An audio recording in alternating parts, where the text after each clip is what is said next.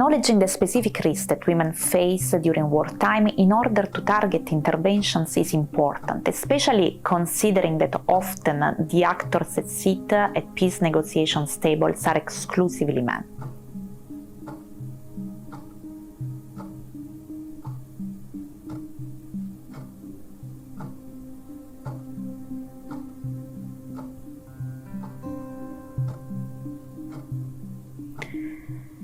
From the experience of previous conflicts, we know that women are exposed to gender-based violence both in the immediate conflict areas and in the places where they might seek refuge. One form of violence against women in conflict areas is the sexual violence perpetrated by combatants. This is tragically prevalent. For instance, it is estimated that at least 500,000 women were raped during the Rwandan genocide, 50,000 during the war in Bosnia. Men are also victims, although much less frequently.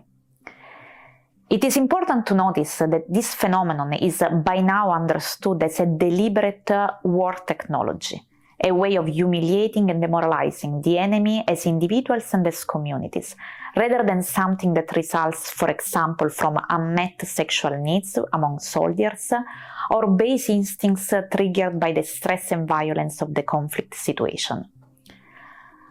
Adding to this, during conflict, the risk of domestic violence and intimate partner violence increases, due to, among other factors, economic hardship, actual or perceived sense of impunity, availability of weapons, breakdown of communities. Moreover, women are exposed to a high risk of sexual violence when they try to escape war as refugees. A 2014 study estimated that approximately 1 in 5 refugees or displaced women experienced sexual violence during their journey away from home, as well as in refugee camps and shelters. Tragically, in a few occasions, the perpetrator of the violence were the very aid workers who were supposed to protect and help women in refugee camps. Finally, women and children fleeing war areas are vulnerable to the risk of trafficking and exploitation for sexual or other work. Traffickers and criminal organizations tend to exploit the combination of a mass movement of people in precarious economic situations and the decreased scrutiny generated by the humanitarian emergency.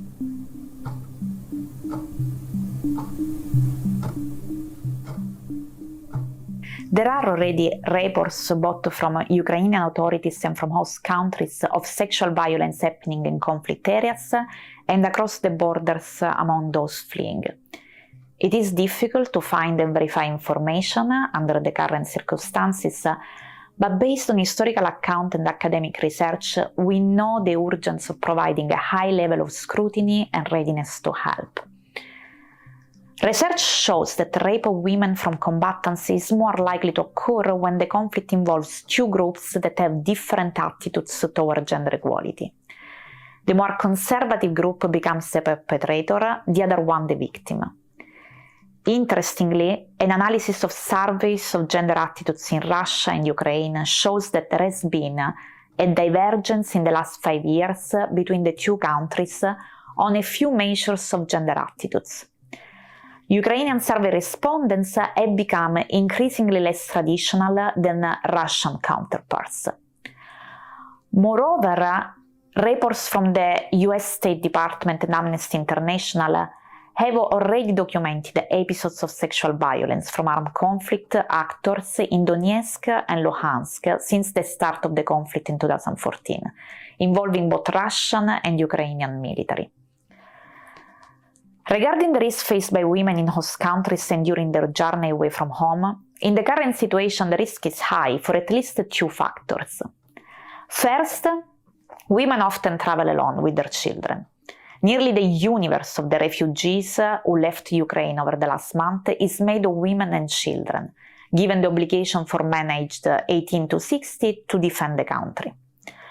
Second, in the present situation, one needs to be concerned about the intentions of private individuals who offer and provide help. Proper vetting is made difficult by the sheer number of people who are being welcomed in bordering countries and by the speed of the influx. whereby the emergency response from the host countries is by necessity reliant on private individuals opening their homes. Of course, most people only mean well, but the situation opens for exploitation by the ill-intentioned, as well as traffickers and criminal organizations, and a few tragic episodes of Ukrainian women being abused in their host countries have already been recorded, unfortunately.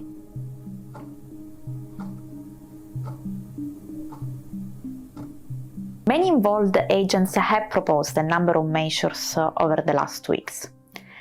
Ukrainian politicians, for instance, have asked Western countries to be prepared to offer expertise on how to support survivors of rape and other sexual violence in conflict. International organizations and activists, as well as female politicians from Ukraine, have also made a specific request to improve the system of protection and accountability in the face of sexual violence against women living in conflict areas. These suggestions include ensuring that transitional justice during the post-conflict period establishes proper investigations and punishment of every form of sexual violence performed by armed actors during the war. A very important reform in this direction was taken in Ukraine in the summer of 2021 to allow the military to be prosecuted for domestic violence on a general basis, not on the disciplinary statute basis as it was before. The limit of 6 months for prosecution should though be relaxed, since the normal functioning of many institutions is suspended at the moment. The UN resolution in favor of the creation of the International Commission of Inquiry also goes in this direction. In it, the gender dimension of violations and abuses is explicitly recognized. In relation to the safety of refugees, there is a need for better vetting of private hosts, although the urgency of action that the current circumstances require makes this a particularly challenging task. In Sweden, Facebook groups that lined up to coordinate the offer of housing are now organizing themselves to create a system for verifying housing and hosts. Research also suggests that female interpreters with specific training to assist those experiencing sexual violence are crucial to help refugee women in their new country. And finally, guaranteeing economic safety for refugees is likely an effective measure to reduce their vulnerability.